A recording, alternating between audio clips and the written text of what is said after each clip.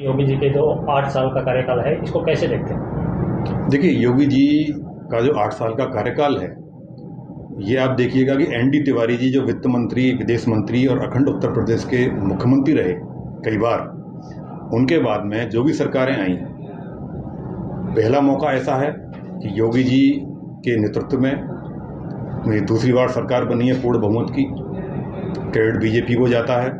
आप ये समझिएगा कि राजनाथ सिंह जी, मुलायम सिंह जी, अखिलेश सिंह, बहन जी मायावती सहित बिजनौर क्षेत्र से, गौतम बुद्ध नगर क्षेत्र से बसते रहे आने के लिए। जो भी यहाँ उद्घाटन करते थे तो वह लखनऊ में बैठ के कर देते थे। और योगी जी का एवरेज ये है कि 2 महीने में एक बार उनका राउंड लगता है, ये साल में 6 बार वो आते ही आते हैं। तो वो ग्रहण का परंपरा उन्होंने तोड़ दी, पूर्ण बहुमत से आए। और जो सरकार उनकी चल रही है, जैसा आपने पूछा, पूरे उत्तर प्रदेश में आप देख लीजिए, कानून व्यवस्था के स्तर से, भ्रष्टाचार के रूप में, दबंगई के रूप में, मतलब कोई भी किसान को लेट सेट या ग्रेटर नोएडा में निकलने में दिक्कत होती थी देहात क्षेत्र में, आज सारा वातावरण बदल चुका है। और जो भूमाफिया हैं उनके ऊपर किस तरीके से कार्रवाई, किस तरीके से योगी जी के नेतृत्व में हो रही है बिना किसी का पक्षपात किए, तो वो 8 साल का जो कार्यकाल अब तक का योगी जी का रहा है वो काबिले तारीफ है।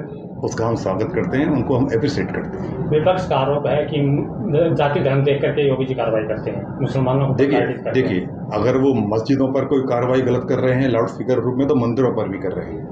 वो कोई जाति धर्म पंथ की राजनीति शुरू से कभी नहीं की है। अब जिसकी जैसी सोच है वो उस तरीके से देखता है, लेकिन मैं ऐसा नहीं मानता। अब जैसे नमाज रोड पर पढ़ी जाती थी, उसका उन्होंने विरोध किया। सार्वजनिक जो स्थल हैं, जो सार्वजनिक जगह हैं, वहाँ आप उस तरीके से नहीं कर सकते, गैदरिंग पब्लिक नहीं कर सकते। वो हिंदुओं के लिए भी उतना ही है। लाउड स्पीकर पर जो रोक लगाई, वो सभी धर्म को देख के, सर्वधर्म संभाव वाला हमारा देश है, भारत का स्वतंत्र जो संविधान है सभी के लिए अपना उस तरीके की आज़ादी देता है। योगी जी उससे ही संविधान के मुताबिक चल रहे हैं और कोई पक्षपात किसी तरीके का उनकी, हमें नहीं लगता कि उनके नेतृत्व में कहीं हो रहा है। पहले संभल पे, जैसे कि संभल में कार्रवाई, उसके बाद अब बरेली में जैसे कार्रवाई, नहीं लगता कि एक प्रयोगशाला बनाई जा रही है 2027 चुनाव को लेकर? नहीं, देखिए, ऐसा कुछ भी नहीं है। ये जहाँ पर आपको पता ही है, मैं पहले भी कह चुका हूँ, मुस्लिम आबादी जहाँ बहुसंख्यक है, जहाँ ये 50-60% से ऊपर हो जाते हैं। आप इतिहास को देख लीजिएगा, भारत का नक्शा आप उठाइएगा, हिंदुस्तान जहाँ जहाँ से कटा, वो हिंदू तो उदारवादी है। हम सभी धर्मों का सम्मान करते हैं। मुस्लिमों में बड़े राष्ट्रवादी लोग रहे हैं, उनका भी सम्मान करते हैं, लेकिन कुछ 1-2% लोग ऐसे हैं जो मुस्लिम कौम से आते हैं। ये जहाँ पर बहुसंख्यक होते हैं वहाँ उपद्रव होता है।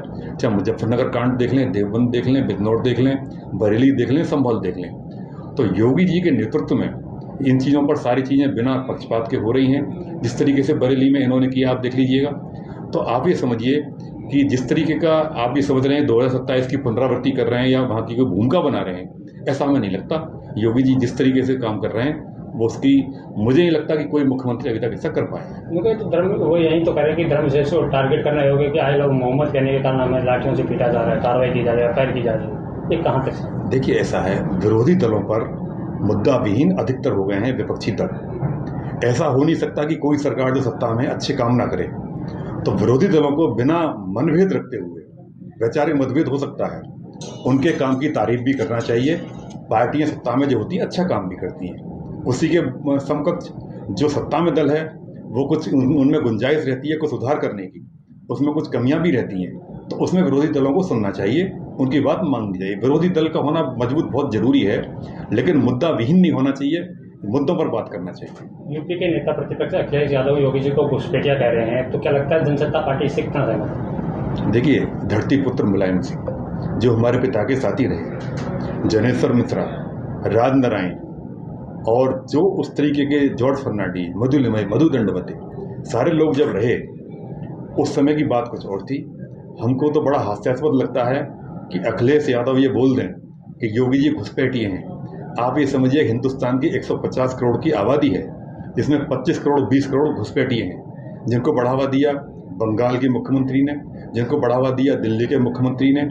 मैं किसी पक्षपात दलगत राजनीति से अलग होकर बिल्कुल भारत देश को सर्वोपरि रखते हुए कहता हूँ कि अगर 20-25 करोड़ ये जो आबादी है, जो रोहिल्लाओं की है, जो बंगाल के घुसपैठियों की है, बांग्लादेशियों की, वो घुसपैठी हैं, ना कि योगी आदित्यनाथ। योगी आदित्यनाथ को कोई घुसपैठी कहेगा, उसके मानसिक स्तर पर आप क्या सोच सकते हैं, उसकी मानसिकता पर अब हंसी आ सकती है।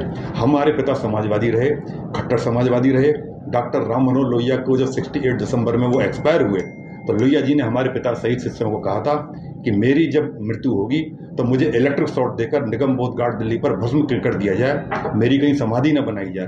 वो होता है समाजवाद, न कि परिवारवाद। डॉक्टर राम मनोहर लोहिया के ऊपर आप वोट मांगते हैं। डॉक्टर राम मनोहर लोहिया ने तो शादी नहीं की, उनकी जन्मभूमि अकबरपुर आज भी खंडर पड़ी हुई है, उनके घर खानदान के लोग वहाँ रहते हैं। 2-2, 3-3 बार समाजवादियों की सरकार रही, हम उससे जुड़े रहे, लेकिन उनको सर मानना चाहिए कि डॉक्टर राम मनोहर लोहिया की जो जन्मभूमि है उसकी भी कदर उन्होंने नहीं की। तो किस मुंह से किस तरीके की बात करते हैं, योगी जी को घुसपैठिए कहते हैं, उसके ऊपर जवाब देना भी, उस बात को इम्पोर्टेंस देना जो हम तो नहीं देते। लेकिन जैसे लोकसभा में अखिलेश यादव की सीटें बढ़ी हैं, पहले से ज़्यादा हो गई हैं सांसदों की, तो अगर इसी तरह पे अगर काम करें तो 2027 में कहीं ना कहीं अब वो गलती नहीं होगी। माननीय मुख्यमंत्री योगी आदित्यनाथ को कमज़ोर करने के लिए बीजेपी की राजनीति रही।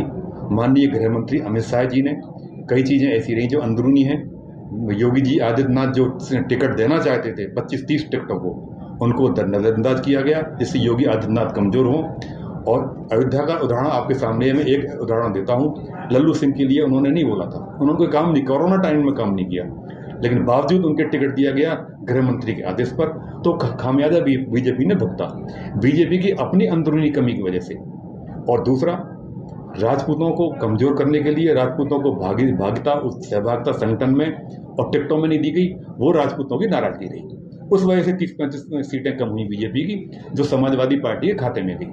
लेकिन अब बीजेपी शायद वो गलती नहीं करेगी, और समाजवादियों को इसका अगर ये लगता है कि उनकी वजह से सारा ये हुआ, ऐसा नहीं है। वो बीजेपी की अपनी कमियां रहीं, जो समझ में आ गया है केंद्रीय स्तर वो भी, तो वो अब रहेगा नहीं, और बीजेपी की सीटें इस बार बढ़ेंगी। लेकिन एक दलित फैक्टर भी काम करता है यूपी में कि जो दलित मायावती जी के साथ थे, मायावती एक्टिव नहीं थी तो वो सारे दलित कहीं ना कहीं बीजेपी के साथ दिखाई दे रहे थे। अभी लखनऊ में आपने देखा मायावती जी की रैली में जनसैलाब उभरा, तो अब दलितों के साथ चले जाएंगे, तो वो फैक्टर भी तो काम। देखिए, मायावती देर आए दुरुस्त आए। अब हमें लगता है कि बहन जी को सद्बुद्धि आ गई है। बहन जी लाखों की भीड़ में किस तरीके से उन्होंने बोला कि जो यहाँ पर अम्बेडकर का पार्क बनाया हुआ जिस पर टिकट होती है 10-20 रुपये की, उन्होंने ये आरोप लगाया मुख्यमंत्री अखिलेश यादव पर, पूर्ववत जो रहे, कि 2017 तक जो पैसा वहाँ पर आया वो उनके ऊपर खर्चा नहीं किया गया। लेकिन उन्होंने एप्रिशिएट किया योगी आदित्यनाथ को कि 2017 से लेकर आज तक 2025 तक जो भी वहाँ की कमाई हो रही है, जो पैसा आ रहा है, उनके ऊपर खर्च किया जा रहा है। वो खुलेआम उन्होंने बोला। तो उनकी नाराज़गी अखिलेश यादव जी से है। वो तो मुख्यमंत्री जी को बड़ा साहसपूर्ण निर्णय के लिए बधाई देती हैं। और आपने देखा यहाँ पर उन्होंने बोला भी कि गाजियाबाद में हो या नोएडा में हो, छत्रियों को नजरअंदाज किया गया, छत्रियों को टिकट नहीं दी गई, और संगठन में भी उसकी भी बहन जी ने बोला। तो देखिए, बहन जी की जो 2 बातें 15-20 दिन में बोली हैं, उनका हम सम्मान करते हैं, उनकी बातों को स्वागत करते हैं। और मुझे लगता है कि इस बार जो दलित वोट होगा वो बीजेपी की तरफ जाएगा, राष्ट्रवादियों की तरफ जाएगा। कह रहे हैं कि हम पूरे दल बल से ताकत से लड़ेंगे, तो उनका भी तो एक वोट बैंक है। नहीं, उनका भी वोट बैंक है, लेकिन उससे बीजेपी के वोट बैंक पर मुझे नहीं लगता कोई असर पड़ेगा। और जो हैदराबाद से भाईजान आते हैं उनसे तो फर्क पड़ेगा? नहीं, उससे तो बीजेपी को फायदा होता है।